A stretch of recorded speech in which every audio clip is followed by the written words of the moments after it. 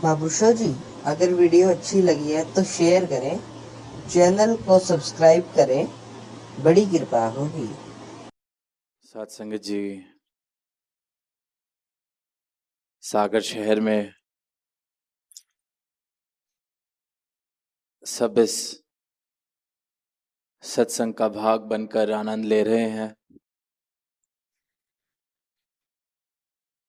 चर्चा की जा रही है प्रभु की, प्रभु के स्तुति में गीत गाए जा रहे हैं,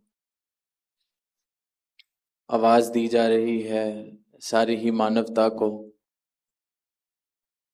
कि ये भक्ति हर किसी के हिस्से आ सकती है।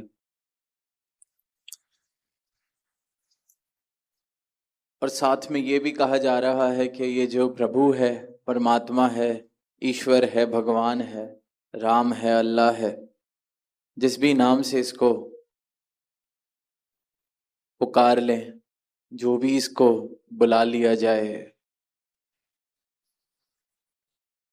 संतों ने साथ में ये भी कहा कि ये सिर्फ चर्चा का विषय नहीं है, सिर्फ बात करने की बात नहीं है, सिर्फ कहने सुनने की या विचार विमर्श करने का विषय नहीं है। परमात्मा अटल सच्चाई है। ये एक अविनाशी प्रभु सत्य है। और ये कोई सिर्फ किसी किताब की पढ़ी पंक्ति नहीं, पर ये ब्रह्म ज्ञान का सारा सार जो हमारे जीवन में आया।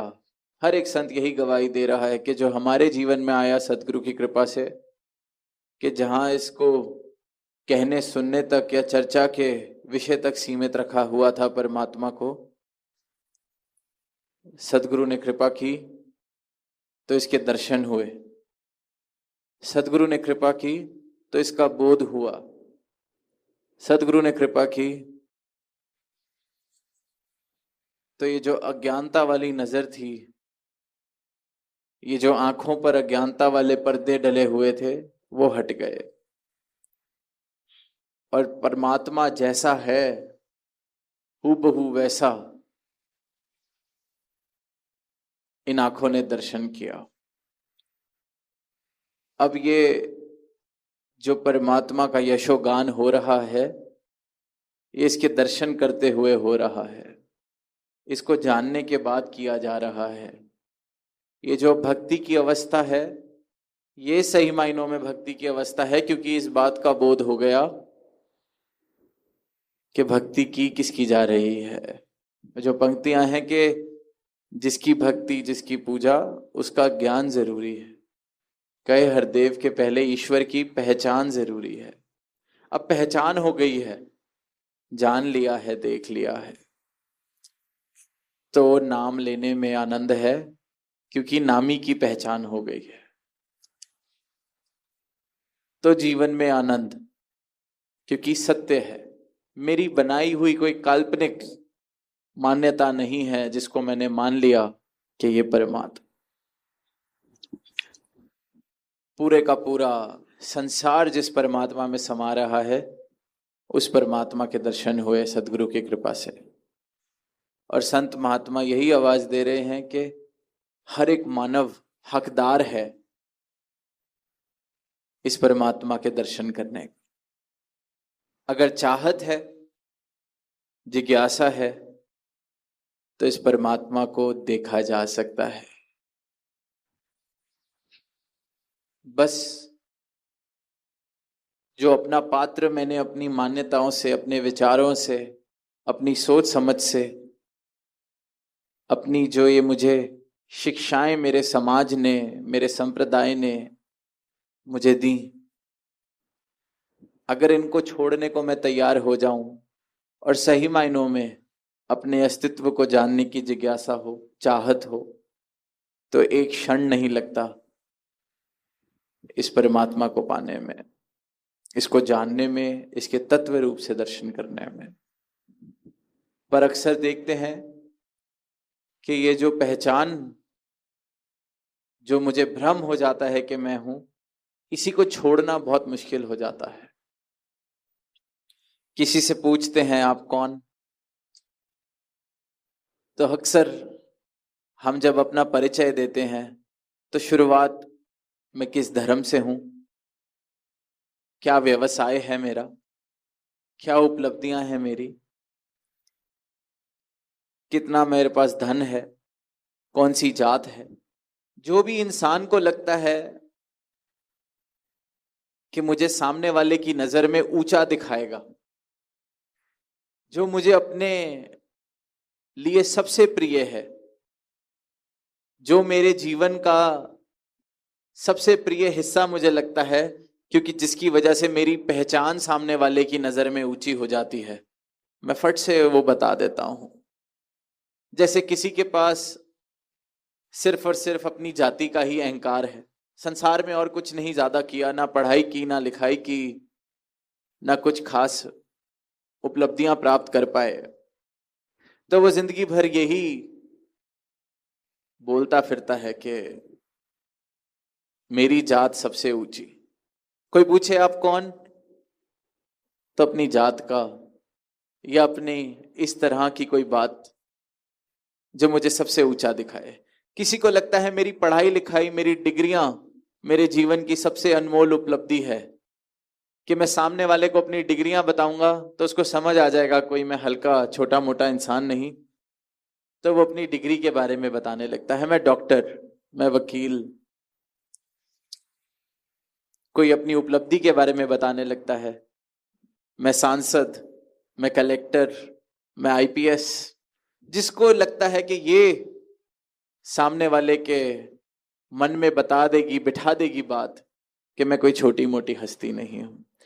जिसने धन कमा लिया और उसको लगता है सामने वाले को बस ये बता दिया जाए कि मैं बहुत बड़ा व्यापारी हूं, तो सामने वाला झुक जाएगा, उसको समझ आ जाएगा कि देखो मैं कितनी पहुंची हुई चीज। तो इंसान अपनी पहचान इस प्रकार ही बताता है, जो उसे लगता है कि मेरे अहंकार को मजबूती देती है, सामने वाले को झुकने पर मजबूर कर देती है, कि तुम बेशक धनवान होगे पर मैं ऊंची जाति का, तुम बेशक बहुत पढ़े लिखे होगे पर मेरा कुल राजाओं महाराजाओं का कुल है। जो भी बात सामने वाले के आगे मुझे ऊंचा दिखा दे, मुझे वो बात प्रिय लगती है, वो पहचान प्रिय लगती है, और उसी पहचान को इंसान पकड़ के बैठा रहता है। पर अब सोच के देखें कि जब कोई बच्चा पैदा होता है तो उस बच्चे की क्या पहचान है, उस बच्चे की क्या पहचान, क्या उसका संप्रदाय, क्या उसका धर्म, क्या उसकी भाषा, क्या उसकी उपलब्धियां, क्या उसकी डिग्रियां। ये सारी पहचान इंसान ने बनाई है, इस समाज ने बनाई है। सदियों सदियों से ये इतनी मजबूत हो चुकी हैं कि आज इतनी पक्की दीवारें बन गई हैं। एक बच्चा जो पैदा होता है, अगर हिंदू के घर पैदा हो गया तो हिंदू बन जाता है, मुसलमान के घर पैदा हो गया तो मुसलमान बन जाता है। पर उसको परमात्मा ने तो कुछ बना के नहीं भेजा, उसकी अपनी तो कोई ऐसी पहचान नहीं। उस बच्चे से कोई पूछ ले कि हिंदू हो, मुसलमान हो, मराठी हो, सिंधी हो, गुजराती हो, उस बच्चे के पास तो सिर्फ उस एक मासूमियत भरी हंसी के अलावा कोई जवाब ही नहीं। अभी तक भाषा ही नहीं सीखी, तो भाषा भी वो प्रेम की भाषा जिसका जिक्र हुआ, तो वो प्रेम की भाषा है, क्योंकि हृदय बिल्कुल पवित्र है, पावन है, तो प्रेम ही बहेगा ऐसे हृदय से। तभी अक्सर वो पंक्तियां हम बोल तो देते हैं कि बच्चे तो परमात्मा का रूप होते हैं, क्योंकि अभी उन पर संस्कार इस समाज ने चढ़ाए नहीं, उस पर अपनी पहचानें थोपी नहीं, उस पर ये मान्यताएं थोपी नहीं गई। जैसा का जैसा शुद्ध परमात्मा ने बना के भेजा, अभी मन पर कोई विकार चढ़े नहीं। और सोच के देखें कि कोई बच्चा है, पैदा मराठी के घर हुआ, पर उसको गोद कोई सिंधी परिवार ले ले, तो 20 साल बाद उस बच्चे से पूछा जाएगा तो कहेगा मैं सिंधी हूं। मेरी भाषा सिंधी भाषा है। तो ये सारी पहचाने जो इंसान बताता है, ये सब हमारी अपनी बनाई गई हैं। बेशक सदियों पुरानी हो चुकी हैं, तो लगता है कि यही पहचान सब कुछ है। अगर मैं किसी जात का, किसी कुल में पैदा हो गया, तो यही कुल, अब इस कुल की रक्षा करना, इसका मान रखना मेरा काम है। ये इंसान नहीं समझ पाता कि ये अपनी बनाई हुई पहचाने, अपनी बनाए हुए भ्रम, अपनी बनाई हुई चढ़ाई हुई ये जो अस्तित्व हमने बना दिया है, ये विकार हमने चढ़ा लिए अपने सर पर, ये दीवार का कारण बन रहे हैं, ये दूरियों का कारण बन रहे हैं। और ब्रह्म ज्ञान जब किसी को मिलता है, तो ये सारी पहचाने, ये सारे भ्रम एक एक करके हटते हैं, और फिर जो रह जाता है वो मेरा असली रूप, वो ये परमात्मा का मैं अंश। परमात्मा सिर्फ और सिर्फ परमात्मा के साथ एकमिक वो भक्त हुए हैं जिन्होंने ये सारी पहचानों से नाता तोड़ दिया, इन सारे भ्रमों से निजात पा ली, समझ गए कि ये परमात्मा का अंश जो मुझ में बस रहा है, वो ना सिंधी है, ना मराठी है, ना गुजराती है, ना उसकी कोई जात है, ना उसकी कोई रंग नस्ल है, ना कोई उसका मजहब है, ना कोई उसका संप्रदाय है। ये तो इंसान ने यहाँ एक खेल बना लिया है, जिस खेल में हम सब फंस जाते हैं। और जिसने आंख खोलकर इस खेल को देख लिया, सदगुरु ने जिसको ज्ञान चक्षु दे दिए, फिर वो इस खेल में रहते रहते भी इस खेल को खेल की तरह देख लेता है।